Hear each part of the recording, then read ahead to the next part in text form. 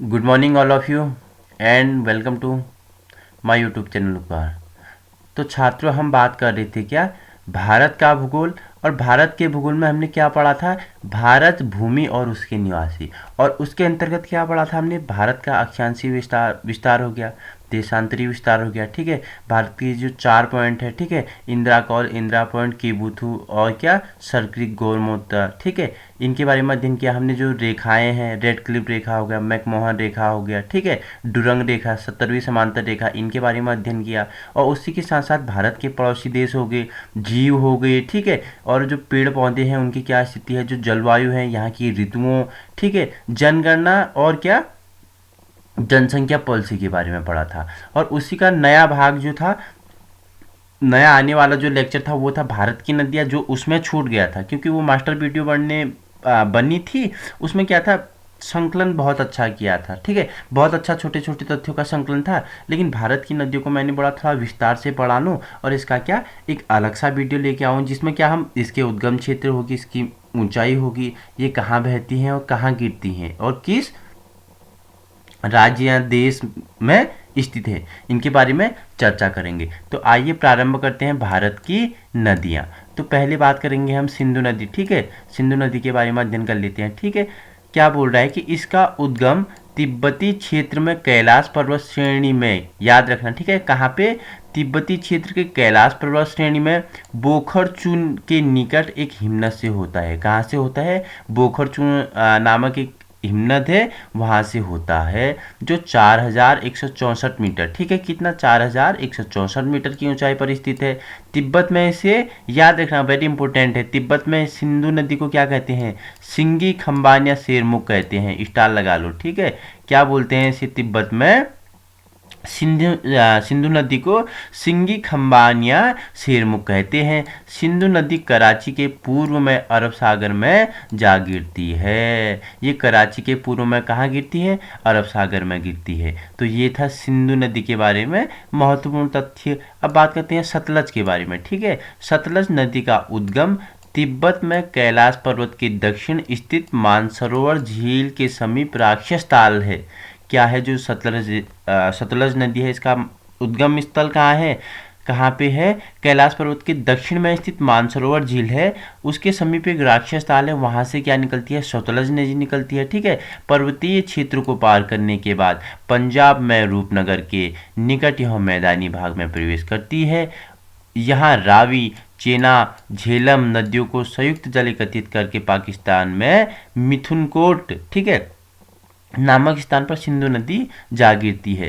ये क्या करती है, मानसरोवर के समीप राक्षस ताल से जैसी पर्वत पठारों को पार करती है, मैदानी क्षेत्र में पंजाब के रूपनगर के निकट आती है और वहाँ क्या, रावी को हो गया, चेनाब को हो गया, झेलम को हो गया, अपने साथ इसके जल को एकत्रित करके पाकिस्तान का एक क्षेत्र है मिथनकोट, वहाँ ये जा गिरती है। ठीक है, ये था सतलज। बात करते हैं झेलम की। ठीक है, झेलम के बारे में जान लेते हैं। यह कश्मीर की घाटी के दक्षिण पूर्व में 4900 मीटर की ऊंचाई पर स्थित, क्या बोल रहा है, वीरनाग के निकट झरने से निकलती है। कहाँ से निकलती है झेलम, ये कश्मीर के दक्षिणी पूर्व में 4900 मीटर की ऊंचाई पर स्थित वीरनाग है एक, तो उसके निकट झरने से निकलती है। ठीक है, वीरनाग के निकट झरने से निकलती है।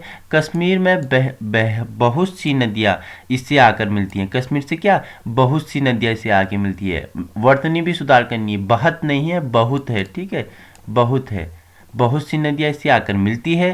पाकिस्तान में प्रवेश करने से पहले यह नदी श्रीनगर और बुलर झील में बहते हुए एक तंग व गहरे महाखंड से गुजरती है और पाकिस्तान में झंग के निकट यह चेनाब नदी से जा गिरती है। कहाँ गिरती है झेलम, पाकिस्तान के में झंग के निकट चेनाब नदी में जा गिरती है। तो ये था चेनाब। अब पढ़ेंगे चेनाब या भद्र चंद्रभागा। ठीक है, हमने झेलम के बारे में पढ़ा।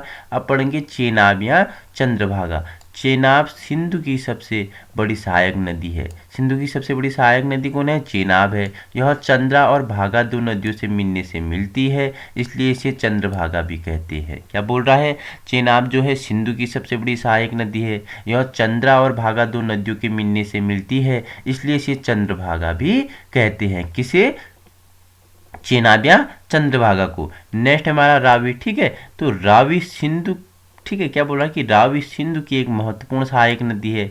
यह हिमाचल प्रदेश की कुल्ल पहाड़ियों के रोहतांग दर्रे के पश्चिम से निकलती है और राज्य की चंबा घाटी से बहती अपने उद्गम स्थान से शुरू होकर पाकिस्तान में मुल्तान के निकट चेनाब नदी के साथ मिलने तक यह 720 किलोमीटर की दूरी तय कर लेती है। रावी सिंधु कहाँ से निकलती है? हिमाचल प्रदेश। रावी है जो हमारी कहाँ से निकलती है?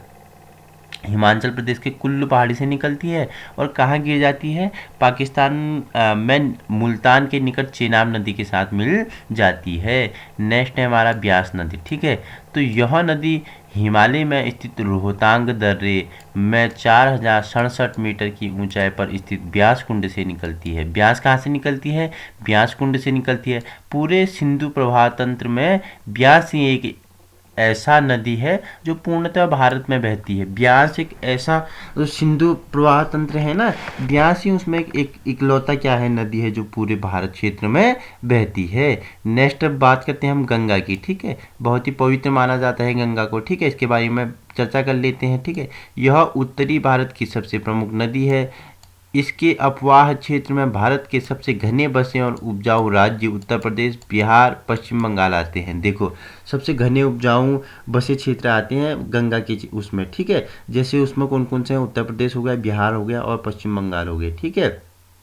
ये इसके क्या है? सबसे सर्वाधिक क्षेत्र गंगा के उसमें आते हैं।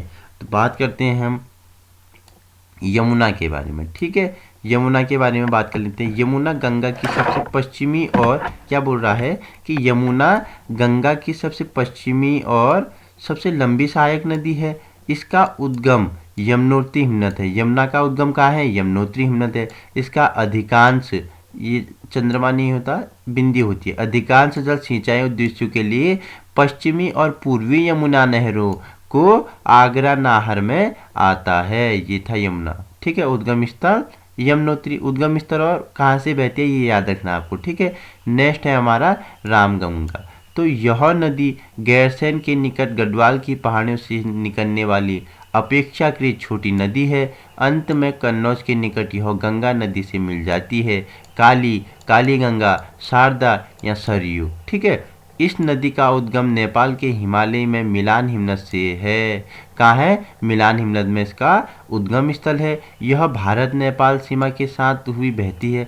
जो भारत सीमा नेपाल है ना, भारत और नेपाल सीमा है उसके साथ बहती है ये, ठीक है। जहाँ काली या चाइक कहा जाता है, इसे क्या कहा जाता है वहाँ पे?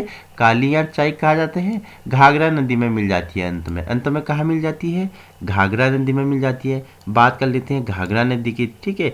घाघरा नदी पहाड़ी क्षेत्र में कर्णाली या कुरियाला, ठीक है, और मैदान में घाघरा कहलाती है। शारदा नदी इससे मैदान में मिलती है और अंत में छपरा बिहार में यह गंगा नदी से विलीन हो जाती है। घाघरा कहाँ विलीन हो जाती है? छपरा बिहार में यह गंगा के साथ मिल जाती है। नेक्स्ट है हमारा गंडक, ठीक है। इसके बारे में जान लेते हैं। यह नदी दो धाराओं काली गंडक और त्रिशूल गंगा से मिलने से बनती है। बिहार और चंपारण, चंपारण से आपको याद आ रहा होगा क्या? राजकुमार शुक्ला, राजकुमार से शुक्ला से आपको याद आ रहा था क्या? नील की खेती, ठीक है।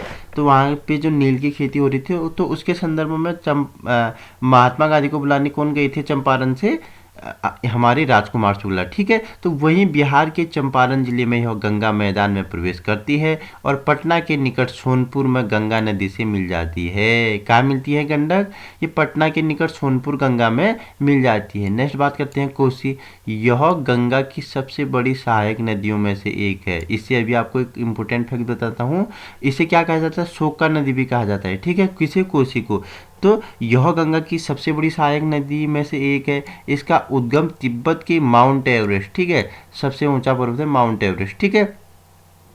तो इसके उत्तर में है जहां इसको मुख्य धारा अरुण निकलती है, जहां इसकी मुख्य धारा है, ठीक है, धारा है, वर्तनी भी सुधार करनी है। जहां इसकी मुख्य धारा अरुण निकलती है। इस नदी में बाढ़ें बहुत आती हैं, इस नदी में बाढ़ें बहुत आती हैं जिससे अपार जनधन की हानि होती है। इसलिए कोसी को शोक की नदी भी कहते हैं। क्या कहते हैं? शोक की नदी भी कहते हैं। वेरी इंपॉर्टेंट होने वाला है, याद रखना, नोट्स बनाते हुए चलना, ठीक है।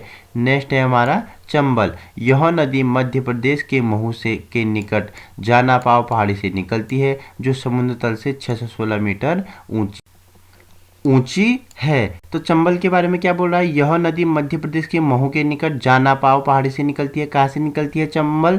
जानापाव की पहाड़ी से निकलती है, जो समुद्र तल से 616 मीटर ऊंची है। नेक्स्ट है बेतवा, ठीक है। यह मध्य प्रदेश में भोपाल से निकलकर उत्तर पूर्वी दिशा में बहती हुई भोपाल, ग्वालियर, झांसी, जालौन आदि जिलों में होकर बहती है। कहाँ कहाँ बहती है बेतवा? भोपाल हो गया, ग्वालियर हो गया, झांसी, जालौन आदि जिलों में बहती है। नेक्स्ट है हमारा सोन नदी।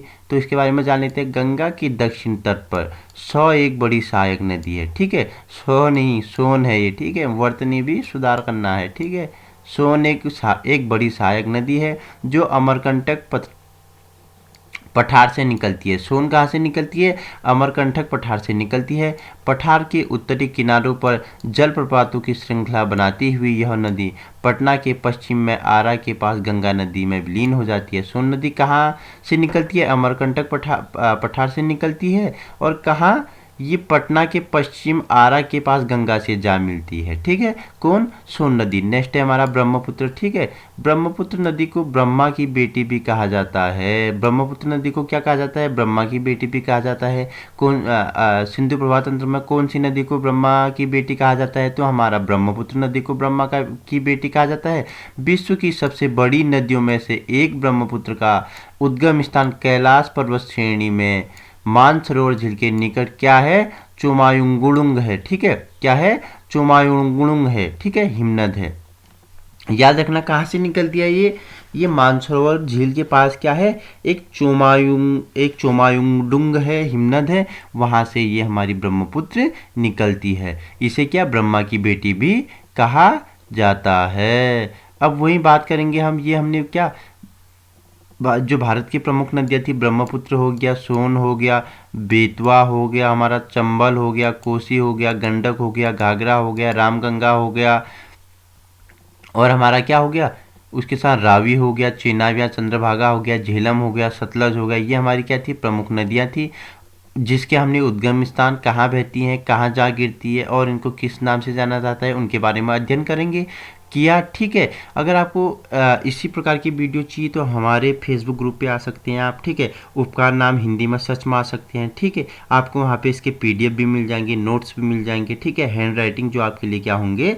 एक मददगार साबित होंगी। आप हमारे यूट्यूब चैनल पे जुड़ सकते हैं, ठीक है। अगर आपको वीडियो पसंद आई, अगर आपके लिए आपको लगता है कि ये वीडियो हमारे लिए क्या है, लड्डू या रामबाण साबित हो रही है, तो आप हमारे चैनल को सब्सक्राइब कर सकते हैं, जिससे आपके पास समय पर नोटिफिकेशन आएंगे, जिससे आपको पता चलेगा कि हम कब कब वीडियो अपडेट करते हैं। उसी के साथ अगर आपको हमारे टेलीग्राम ग्रुप से जुड़ना है, लिंक डिस्क्रिप्शन में मैं डाल दूंगा, आप वहाँ से हमारे टेलीग्राम को ज्वाइन कर सकते हैं।